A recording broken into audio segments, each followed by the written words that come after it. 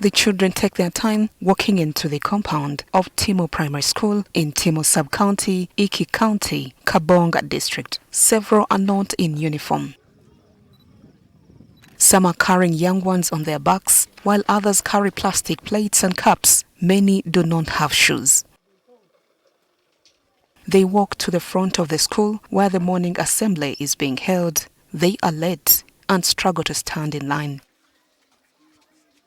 After the assembly, they run off to their classrooms. The upper classrooms give the impression of a well-funded school. The lower classrooms, though, are made of poles tied together around dirt floors. This community school is not coded, meaning it is not recognized or supported by the government. However, it is the only school and hope for the children in Timo Sub-County.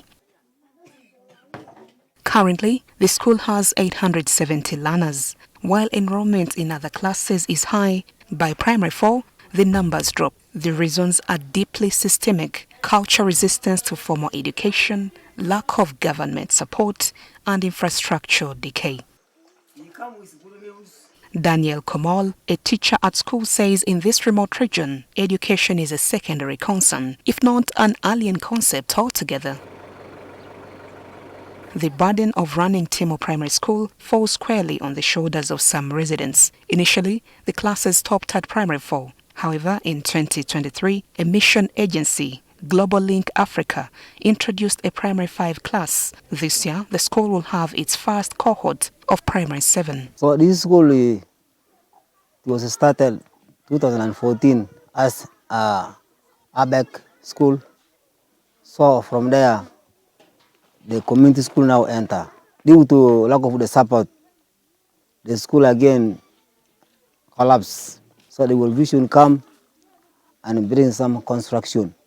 In 2020, the United Nations World Food Programme, WFP, and the Pentecostal Assemblies of God, PAG Uganda, came in to support the school, with the latter taking charge of the teachers' welfare. By the time Amos Epao, the head teacher, joined the school in 2022, it only had 3 teachers with 350 pupils. In 2023, he mobilized and led dialogues in the community on the importance of education. So if government can come and help us and call the Timo Primary School to be one of the government schools, then I think it is going to help Timo Sub-County as a whole, because we don't have any other government school in Timo Sub-County. Timo Primary School has 12 staff, 5 of whom are trained grade 3 teachers. 3 teachers are missionaries, while the remaining 4 are community members who come to help out. There are some parents who had not yet understood the importance of education. Someone can even spend the money that he gets from agriculture just to drink. So you find a girl grows up reaching 13 years, start to think about getting married. Where will I go? Who is my husband? Santina Sangar, the district education officer, says Kaabong district has 33 government-aided primary schools, 3 secondary schools and 2 tertiary institutions. The district also has 12 uncoded community primary schools like Timo Primary School. We have about 17, 18 without primary schools. The government policy advocates that we need to have every school, primary school in every parish. Sometimes, buses that pass through the parishes on their way to neighboring districts stop and pick up the learners walking to school. So like now during this term, you don't expect the enrollment to be high.